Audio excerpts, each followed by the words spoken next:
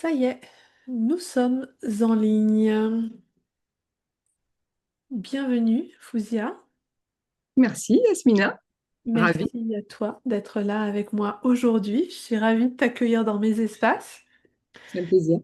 Je vais rappeler rapidement le contexte de ce Slow Talks pour ceux qui débarquent, qui n'en ont vu aucun et qui ne savent pas ce qui se passe.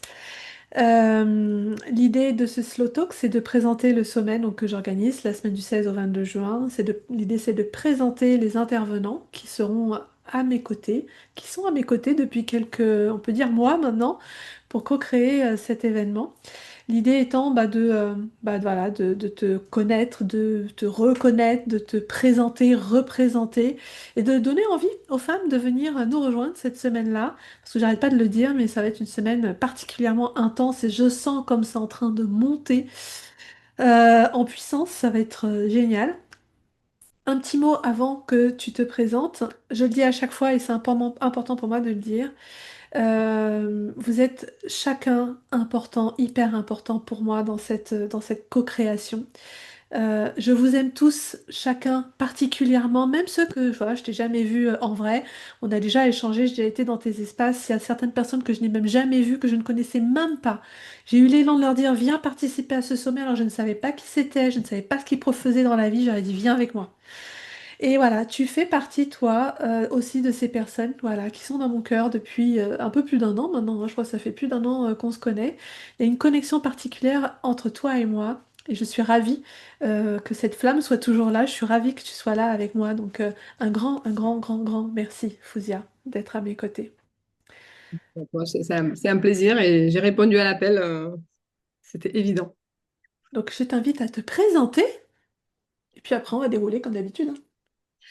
Alors, Fouzia Barnas, donc j'ai 49 ans, je vis entre Marseille et la Savoie. Je suis coach, créatrice du mouvement des Louves, les Louves sans permission. J'accompagne les entrepreneurs dans l'acquisition, l'automatisation de leur acquisition client pour qu'elles puissent s'expanser. L'accompagnement que je propose est basé vraiment sur à la fois une stratégie d'acquisition client automatisée, donc quelque chose de très pragmatique, terre à terre, et à la fois c'est toute la partie énergétique où le personal branding est basé sur la vision, la contribution au monde. Donc vraiment ces deux rails et qui constituent la rampe de lancement, le programme que j'adresse aux femmes entrepreneurs. Qu'est-ce que je peux te dire? Je crois à un monde où la femme n'a plus besoin de demander la permission pour Mhm. exister. Je crois à un monde où la femme n'a pas besoin de demander l'autorisation pour créer, pour s'expanser, pour recevoir. Et nous avons beaucoup été dans cette retenue. Et en tout cas, moi, dans mon passé, j'étais salariée pendant 22 ans à la CAF, où je faisais strictement ce qu'on me demandait, donc j'exécutais. Je croyais à un monde où le mérite était, j'étais légitime que si j'étais dans le mérite, j'étais légitime que si j'étais dans le verbe faire, dans l'action. Et ça m'a valu beaucoup d'antécédents médicaux, endométriose, embolie pulmonaire, cancer du sein. Donc, à un moment donné, comme on dit à Marseille, écouter ce qui se passe. Et j'ai appris à mes dépens d'aller écouter ma légitimité, d'aller connecter à ma légitimité profonde. Et c'est pourquoi aujourd'hui, je souhaite faire gagner ce temps aux femmes que j'accompagne, de pouvoir se sentir légitimes de fait, de sentir qu'elles sont légitimes de recevoir, de faire et d'être déjà juste dans, d'être dans l'amour, en fait, dans l'amour de soi, parce que tout est une histoire d'amour de soi. Et tout ce que je fais vibre à l'amour. Mon travail vibre à l'amour, puisque je suis axée sur la vente. Et pour moi, la vente est un acte d'amour. Et, et ça fait donc 7 ans donc plus de 7 ans, ouais, c'est ça, 7 ans que je suis entrepreneur en ligne. Et ça m'a demandé un gros shift de mindset, de passer de salarié axé sur la sécurité, Mhm. d'aller chercher la liberté tout en ne sacrifiant pas ma sécurité et voilà, de combiner ces deux grandes valeurs. Et aujourd'hui, je marche un pied dans la liberté et un pied dans l'insécurité. Et puis, je me resécurise avec mes croyances, mes fondations. Et je pense que la vie il n'y a pas de sécurité en vrai. La sécurité, elle est à l'intérieur de nous. La vie est en permanence. Et ce que je voudrais participer à ce sommet justement pour être femme. Ouais, être femme. Pourquoi les femmes? Pourquoi accompagner les femmes spécifiquement? Parce que j'ai beaucoup accompagné les mixtes. J'ai fait de l'accompagnement mixte et je trouvais que j'accompagnais les hommes qui venaient vers moi. C'était des hommes aussi qui avaient une grande sensibilité féminine. Et, et je trouvais que sur la femme, sur le corps de la femme, les problématiques que moi j'ai passées, celles que je connais très bien, Mhm, celles que j'ai vécues et que j'ai dépassées, c'est vraiment celle de la femme. J'étais touchée dans mon utérus, j'étais touchée dans ma féminité. Je suis issue d'une famille de 9 enfants, 7 filles, 2 garçons.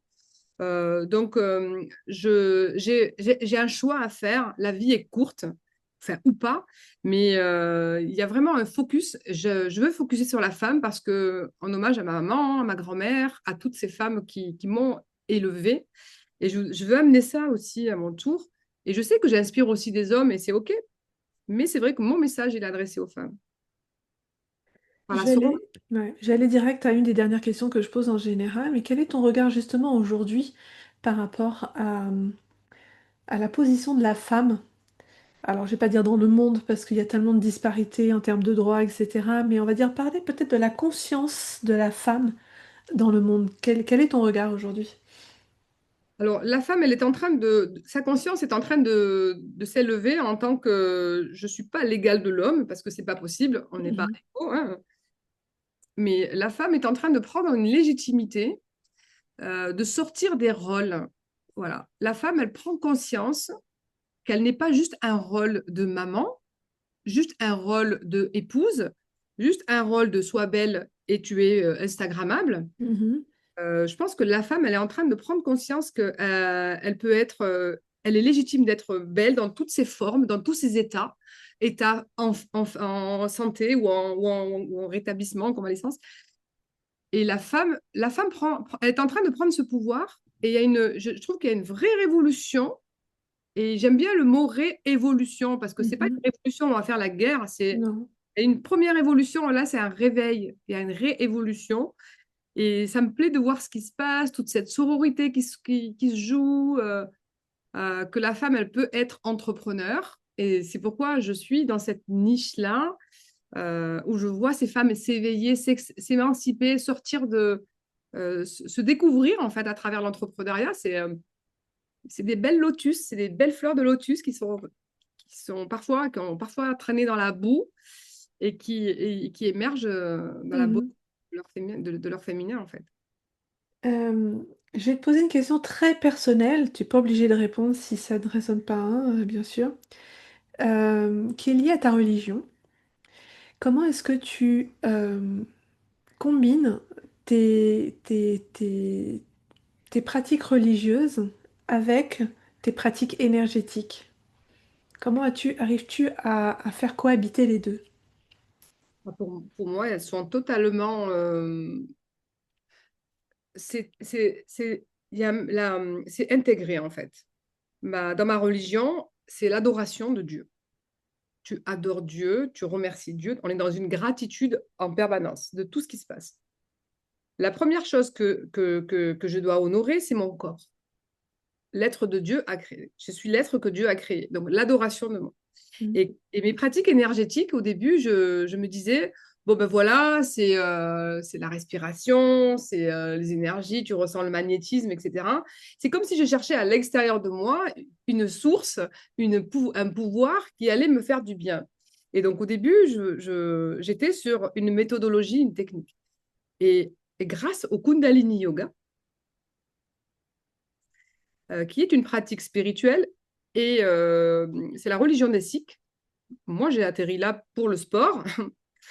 Et j'ai compris en fait que le gourou, il est à l'intérieur de soi. Mhm. Et, Et du coup, je me suis dit, mais moi, je ne crois pas au gourou. Pour moi, c'est Dieu, c'est Allah. Et elle me dit, l'enseignant m'avait dit, mais ça n'empêche que Allah est à l'intérieur de toi. Et j'ai aimé ça, en fait. J'ai aimé cette interprétation et je l'ai acceptée et je l'ai intégrée. Et du coup, mes pratiques énergétiques, ce sont des expansions de Dieu à travers moi. Pour moi, je pratique l'islam. Quand je fais un soin énergétique, Ouais. je guide avec l'énergie de Dieu. Je me dis, je suis le canal que Dieu m'a permis de... Voilà, je suis en connexion avec le pouvoir de la source du, Mhm. de l'amour inconditionnel. Et c'est vrai, en fait. Et juste, je demande d'être guidée par Dieu et je reçois le message, je reçois la guidance. Et... Donc pour moi, c'est cohérent. Oui, bah, je suis d'accord.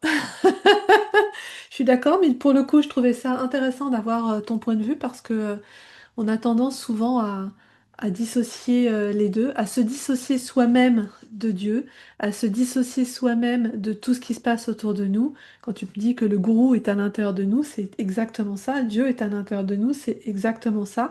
Mais comme en plus, quand en plus on a, je vais parler d'étiquette, de religion, on a tendance à croire que ben, tout est segmenté, que tout est voilà, enfermant, alors qu'on n'est pas obligé de le vivre en étant enfermé dans une pratique ou dans une façon de faire ou de voir les choses. On peut le vivre différemment. Donc, merci, merci pour ça.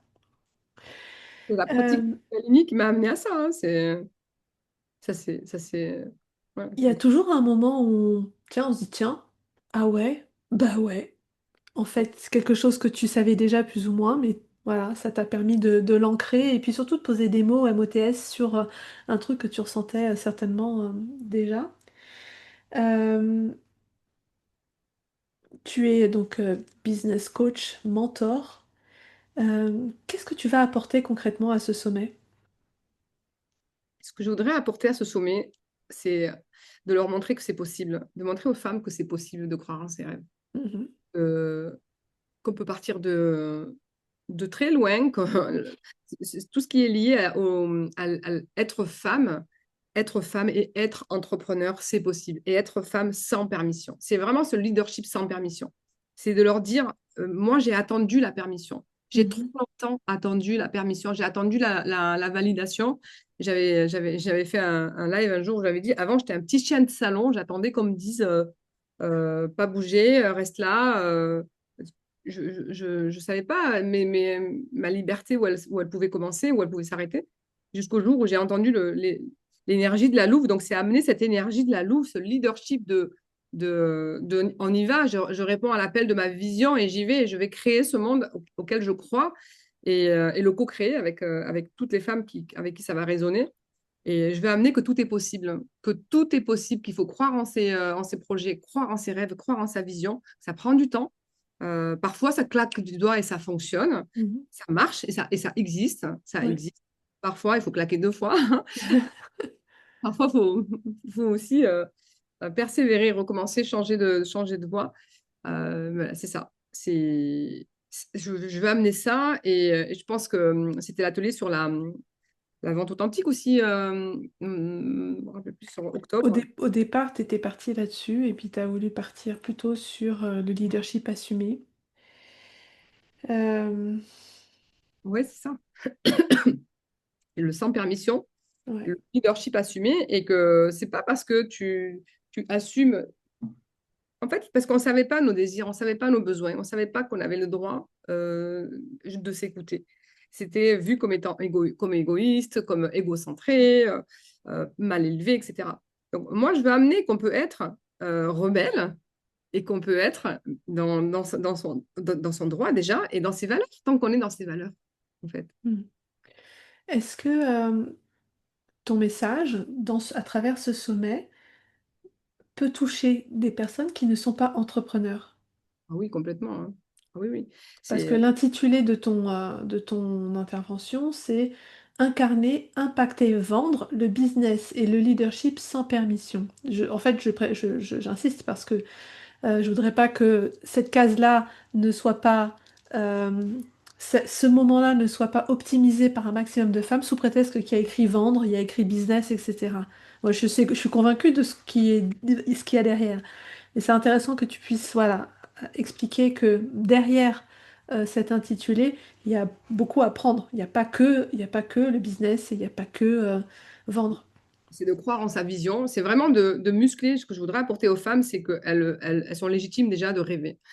Si tu ressens une petite vibration dans ton ventre quand je te dis que tu as le droit de rêver, et je le dis toujours en tutoiement, c'est que, il y a quelque chose qui s'active en toi. Tu as besoin d'entendre ça. Tu as le droit de rêver. Et c'est pas parce que tu vas entendre que c'est difficile. Et ça sera pas forcément, ça ressemble, ton rêve, il va se réaliser Mm. forcément dans la forme que tu attends, pas forcément dans la quantité que tu attends et dans le timing que tu attends.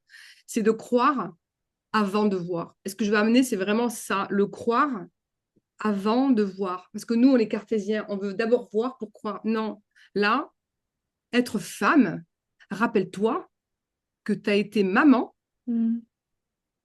ou pas, parce qu'il y a des femmes qui ne sont pas mamans, mais elles ont été portées dans le ventre d'une femme et son corps savait qu'elle était enceinte avant même que sa conscience le sache. C'est vrai. Son corps a cru et a su Mm.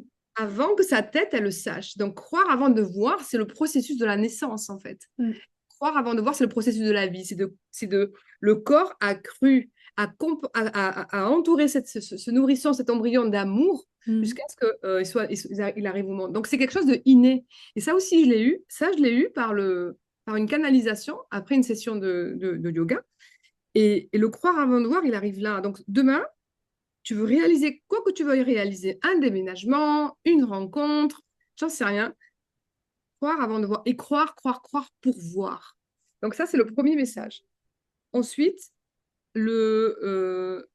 si tu es rêveuse. Donc ce que je veux dire à cette femme, c'est si tu es rêveuse, c'est que tu fais partie des pionnières. Et les pionnières, elles ne sont pas toujours comprises. Les pionnières, elles prennent un chemin qui n'est pas emprunté par les autres, le chemin le moins fréquenté. Et du coup, ça demande à avoir ce courage, ce leadership de ménager à contre-courant, de marcher à contre-courant, de faire des choses que les gens autour de toi ne vont pas comprendre. Mais ils ne comprennent pas, c'est pas parce qu'ils t'aiment pas. Ils comprennent pas parce que ça rentre pas dans leur case de référence sécuritaire. Toi, tu as une case référence euh, rêve et vision et liberté qui ne rentre pas dans un carré, en fait. Donc, les projets, quand on a un projet, quel qu'il soit, quand tu as un rêve, protège-le. Protège-le. Tu peux pas le parler à qui que ce soit, à n'importe qui. Protège-le. À chaque fois, un projet, il va passer par 3 phases. Ça, je l'ai entendu par Idriss Aberkan, je ne sais pas qui l'a dit avant, par la phase de ridicule, dangereux, ridicule et évident. Quand un projet, tu veux faire un projet, il est d'abord vu comme étant dangereux. C'est dangereux, tu vas tout. Mhm. Je voulais quitter la CAF, je veux travailler à mon compte, entrepreneuriat. Non, mais c'est dangereux, Fouzia, tu vas pas avoir de sécurité sociale, tu vas pas cotiser à la retraite. Tu quittes la CAF, tu as les RTT, tu as les congés payés, tu es à côté de la maison, tu as la sécurité, tu as le CDI, les primes. C'était dangereux pour tout le monde. Et ensuite, quand j'ai tellement cru à mon rêve que je les ai un petit peu contaminés, ils m'ont dit, bon, bah, c'est bon, fais ton truc, mais quand même, Ouais. garde un pied dedans, mets-toi en congé sans solde. Voilà. Il fallait que c'était ridicule. Pour eux, c'était ridicule, mais quand même. Et au fur et à mesure. Et puis ensuite, heureusement que j'ai mis des œillères et j'ai pas écouté ces peurs parce que c'est très facile d'être contaminé par la peur. Les jours de pluie, bah, ou tu as moins mangé, tu as mal mangé, tu as mal dormi, le chat a sauté sur le lit, tu te réveilles la tête fracassée, et ben, tu es rongé par les petits rats, le crocodile intérieur, là, qui vient te dire, non, mais t'as pas bien fait de faire ci, enfin voilà, où tout semble noir, ben, tu auras besoin de continuer de croire à ton projet. Donc, même pour eux, ça va être ridicule, il faut que tu continues. Et un jour, tu vas réussir là, et on te dit, ah ouais, mais c'est évident pour toi. Mais c'était tellement évident, tu es faite pour ça. Mhm, ouais, c'est ça. On en reparle de ces moments. Donc, il te faut un partenaire de croissance, un partenaire de confiance, quelqu'un, une meilleure amie à qui tu vas confier, ou une coach à qui tu vas confier, ou ton cahier de notes, ton petit journal que tu vas écrire, te rappeler pour les jours de pluie, te rappeler pourquoi tu es arrivé, qu'est-ce que c'est le sens, te raccrocher au sens, parce que c'est super important le sens. Mhm. Quel est le profil des femmes qui viennent te voir? Est-ce qu'il y a un type de femme qui vient te voir le plus? C'est des femmes, c'est les femmes un peu, ouais, ouais, j'allais dire, c'est des audacieuses. C'est des audacieuses. Je peux pas dire des gros mots, mais ouais, ouais, c'est des femmes qui ont une paire d'ovaires. Mm. C'est des femmes audacieuses. C'est des rêveuses. C'est des femmes qui veulent changer le monde. J'ai des mamans de petits animaux ou des mamans d'enfants. J'ai très peu de jeunes femmes de 27-30 ans. J'en ai quelques-unes, mais c'est plus la quarantaine, 55.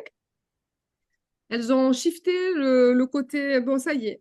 Elles ont coché les cases. On a fait le CDI, on a fait le mariage, on a fait les enfants. Ou j'ai fait le poste de cadre, des anciennes dirigeantes de la fonction publique ou voilà, des RH ou autres, ou même des responsables de secteur dans le commerce, etc. Et en fait, c'est des femmes qui ont coché la case femme, je sais exécuter, je sais faire ce qu'on me dit, j'ai eu la reconnaissance par mon travail. Donc, c'est des femmes en burn-out qui ont fait au moins deux, trois burn-out. Euh, les burn-out ne ressemblent pas toujours à des dépressions. Les burn-out, Non. c'est des grosses maladies, hein, comme j'ai pu vivre. Et c'est des femmes en reconstruction de vie. C'est voilà, en reconstruction de vie et qui savent. La particularité de mes clientes, c'est le temps. C'est j'ai plus le temps, la Foudia. C'est là maintenant, il faut aller vite. Voilà. C'est j'ai plus le temps, j'ai tourné en rond. Là maintenant, si je viens te voir, c'est pour aller vite. Parce que moi, c'est pareil, hein, je m'en suis rendu compte quand j'ai eu mon cancer. Euh, combien de temps que le temps m'est tombé dessus, je me suis dit, mais oh, la vie, elle est si impermanente que ça, c'est un choc en fait. Donc, c'est des femmes qui ont un projet, qui ont envie de changer, c'est des femmes de cœur, voilà. C'est des reines de cœur. Elles ont beaucoup à donner, beaucoup à offrir. Le truc, c'est qu'elles offrent beaucoup et qu'elles donnent beaucoup, mais qu'elles ne savent pas monétiser leur talent. Mm. Ce sont des femmes qui te ressemblent. Ouais, ouais, ouais, mais c'est ça. C'est la version, et vraiment, on s'aime. Et comme tu disais tout à l'heure, je vous aime toutes, mais moi, je les aime toutes. Mhm. Je les aime toutes. C'est créer une relation de cœur à cœur, de femme à femme, de leader à leader. Et ça dépasse parfois le coach et le coaché. Et il y a vraiment à surveiller cette posture. Et je le dis, c'est pas évident parce que tu peux basculer dans l'affect qui fait que tu veux la réussite de ta cliente à tout prix et tout. Et voilà. Et il peut y avoir un décalage énergétique à ce moment-là. Et c'est mon rôle, moi, de revenir à ma place et de dire chacun son timing. Je peux pas tirer sur ses dents pour qu'elle aille manger le monde, comme je dis. Si tu te projettes dans un an, selon toi, où seras-tu? Dans un an, je suis experte en acquisition client. Mhm. Je me performe encore mieux là. Et surtout, j'aide les femmes à s'exposer davantage et à s'exposer. Je ne verrai plus de business musée. Je vais faire la révolution au business musée. Le business musée, c'est quand tu postes sur les réseaux sociaux, mais qu'il n'y a aucune stratégie, il n'y a pas de Mhm. conversion. Voilà. Dans un an, je défatigue les femmes de tout le poids qu'elles subissent aujourd'hui en lien avec l'acquisition client pour les entrepreneurs. Dans un an, j'ai le mouvement des Louves qui a bien grandi, qui s'entoure de partenaires aussi. Euh, et je suis très fière de créer, ouais, de voir cette école, parce que j'ai créé mon école. Et ouais, dans un an, je vois Formation Boost qui expanse, qui porte la voix et que j'anime des conférences avec d'autres femmes sur scène et t'en feras partie. Avec grand plaisir. Euh, Quels sont tes outils, Fouzia? Mon cœur, mon amour, les neurosciences, la PNL, l'hypnose, l'énergétique, les pratiques que j'ai appris avec le Reiki, les massages de 5 continents, l'Access Bar, le corps, et aussi ce que j'ai appris avec le yoga Kundalini, la respiration, donc tout ce qui va nous permettre de nous mettre en état modifié de conscience. Il y a du chamanisme qui reste connecté aussi à l'islam, hein, donc à Dieu, à l'amour. et il y a beaucoup le coaching orienté solution et le consulting. Le consulting, c'est tout ce qui va être pragmatique. Voilà. Je vois ce qui se passe, on fait un audit et je travaille avec la mise en pratique. Je travaille avec des travaux pratiques. Ma cliente, elle apprend et elle applique immédiatement. Il y a une mise en application. Je suis vraiment dans l'application, dans l'expérience. Donc, mes outils, je crois que l'expérience fait partie de mes outils et je crois que c'est la meilleure des façons. Je suis assez d'accord.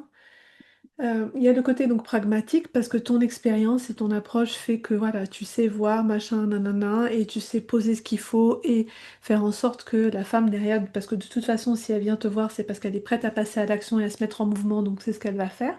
Je reviens sur les premiers outils dont tu as parlé, la PNL, les neurosciences, le Reiki, Access Bar et compagnie. Est-ce que c'est des outils que tu appliques à la lettre? Tu dis, tiens là, on va parler neurosciences, tiens là, oh Reiki, tiens là, machin. Ou est-ce que, pardon, je ferme la question parce que je pense que tu as compris la suite, donc je te laisse répondre du Oui, coup. non, mais je fais à ma sauce, mais pas du tout. L'outil, c'est moi. L'outil, c'est moi. En fait, Mm. je vais. C'est ça, hein. Au début, je faisais ça. Au début, je faisais mon protocole, mon classeur, mon protocole. Ok.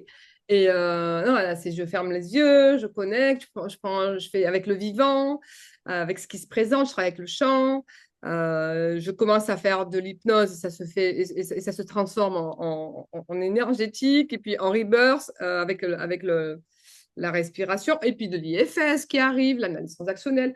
Ça ressemble à il n'y a aucune séance qui se ressemble. Donc, la seule chose que je sais, c'est que je les enregistre, mes séances, parce que pour me superviser, savoir un peu, pour récupérer parfois mes métaphores ou mes canalisations, parce il y a des pépites qui sortent, Mm.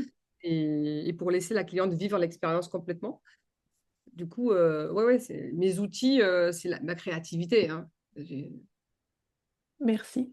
Tu as dit exactement ce que j'espérais que tu dirais parce que ça vient vraiment appuyer tout ce dont je parle depuis moi, depuis très longtemps déjà, mais c'est surtout cette dynamique dans ce sommet où l'idée c'est de proposer des outils, de proposer des pratiques, de proposer des façons de faire. Et je l'ai dit ce matin je sais pas si c'est dans le mail qui est parti ou dans le post que j'ai fait, chacun d'entre nous va venir exposer sa vérité.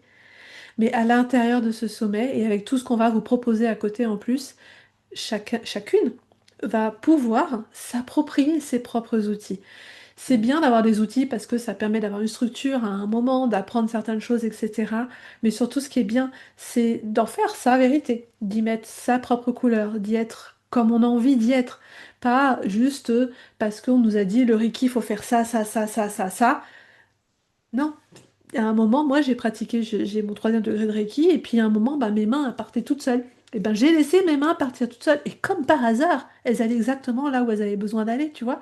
Et j'ai laissé faire. Je me suis pas dit, ah non, non, il faut faire ça, la tête, les yeux, le machin, dans l'ordre, devant, derrière. Non, j'ai laissé les mains partir. Et c'était tout aussi efficace. Et c'est pareil pour tout. Donc ça va vraiment dans le sens de ce dont je parle et dans l'objet même, l'essence même de ce sommet, c'est d'avoir des outils certes, mais de savoir se les approprier, changer ce qui a besoin d'être changé, rajouter ce qui a besoin d'être ajouté et le vivre pleinement. Pas juste avoir une boîte à outils, genre au cas où j'ai ma scie, j'ai ma clé de 12, j'ai mon truc, j'ai mon machin, mais qui ne serviront jamais vraiment parce qu'en fait, dans ton quotidien, ces trucs-là, tu les utiliseras pas. En tout cas, pas comme ça. Donc ça, c'est top. Et ce qui est Il y a bien l'intention aussi, qu'on met, il y a l'intention, le plus important, c'est l'intention. Comme je dis à mes élèves, quand je les forme sur l'hypnose ericksonienne, je leur dis, vous ne pourrez jamais vous tromper. Portez une intention, mm, l'inconscient sait ce qu'il y a à faire pour la personne. Vous portez une intention de laisser la personne décider d'elle-même, de mettre de l'amour on est garant que du cadre au final. c'est ça, exactement. Exactement. Est-ce que tu veux rajouter quelque chose, Fouzia? Bah, je vous invite vraiment à vous inscrire et à suivre ce sommet qui existe depuis janvier, hein, dans ton cœur, dans le champ, Ouais, ouais, c'est ça. qui, qui naît de cette intention de Yasmina d'offrir aux femmes cet espace. Et vraiment, je te remercie. Et je fais partie de ce mouvement parce que c'est un grand oui. On a toutes besoin d'une Yasmina, de cette initiative. On a toutes besoin de ça. Tout le monde rêve de ça. Et c'est vrai que le mettre sur pied, ça demande une belle organisation. Donc, bravo, bravo, Merci. bravo. Et franchement, merci pour nous. Merci pour toutes les femmes. J'aurais adoré avoir ce sommet, moi, il y a 4 ans, 5 ans, 6 Mm. ans, 7 ans. Tu vois, ça m'aurait donné la possibilité d'avoir un espace avec plein de pépites Mhm. professionnelles auxquelles j'aurais peut-être pas eu accès en me disant, mais j'aurais pas les moyens de payer un accompagnement avec elle. Ben là, elle est dans le sommet. En plus, tu vas proposer les replays, il y aura des lots, il y aura des choses. Mm. C'est magique, c'est un C'est super. clair. Et c'est ce que tout le monde, c'est un peu ce que, enfin pas tout le monde, mais plusieurs personnes m'ont dit, c'est qu'elles auraient aimé avoir cette boîte à outils il y a quelques années, à un moment où elles ont traversé certaines choses dans leur vie, etc. Mais ceci étant, c'est jamais perdu, jamais fini. C'est-à-dire qu'une fois que là, elle sera créée, elle sera là, elle sera disponible pour toutes celles qui ils voudront y avoir accès à vie, elles pourront y accéder à vie. Et d'ailleurs, c'était à la base quelque chose que j'avais créé pour moi. Je m'étais créé un espèce de book là sur le Mac avec tous mes liens, mes méditations, les huiles essentielles, enfin tous mes trucs. Je l'avais appelé mon grimoire d'ailleurs. Et dedans, je mettais tous mes trucs. Et puis je l'ai perdu. Je sais pas ce que j'en ai fait. Je l'ai effacé. Et quand il a fallu le refaire, je me suis dit, allez, je vais le refaire. Donc je me suis dit, non, je vais écrire un livre. Et dans ce livre, je vais mettre toutes les pratiques. Puis après, je me suis dit non. Parce qu'en fait, il y aura moi, il y a ma couleur, ma vérité, mais c'est intéressant d'avoir la vérité de d'autres personnes, qu'on soit nombreux à diffuser ça, parce que bah, il y a ce qui résonne avec moi, mais il y a ce qui résonne avec les autres aussi. Et ça permet vraiment d'avoir, voilà, on va être 25 approches différentes, 25 personnes en même temps différentes et tellement semblables sur plein de plans. C'est une belle concrétisation. Moi, je suis, encore une Voilà. fois, je le dis à chaque fois, je suis ravie, ravie d'être là, ravie d'être dans cette époque-là, aujourd'hui, 2025, vu les mouvements qui s'annoncent et tout ce qu'on va pouvoir vivre à titre personnel et collectif, mais aussi d'impulser un peu plus dans la matière avec ce sommet. Des magnifiques concrétisations pour tout le monde, pas que pour moi, parce que ce sommet parle pas de moi, il parle vraiment de la femme, pour toi, pour toutes les femmes, et pour les hommes aussi, parce que on en a parlé tout à l'heure de avec Gwen de cet équilibre homme-femme. Moi, ma sensibilité va à la femme, mais c'est pas, je pense pas qu'aux femmes. Je sais que avec la femme, un équilibre global va se faire aussi avec le masculin. Et donc on contribue tous à notre manière. Ça va être bien. C'est déjà très bien, c'est déjà chouette ce qui se passe. Ouais, c'est déjà chouette. Eh bien écoute, Fouzia, merci beaucoup. Merci pour ton temps. Merci. Merci pour ta beauté, pour ta gentillesse. Je te fais plein de bisous. On se revoit très vite aussi. Et si jamais, alors j'ai regardé, hein, je crois il y a pas de questions.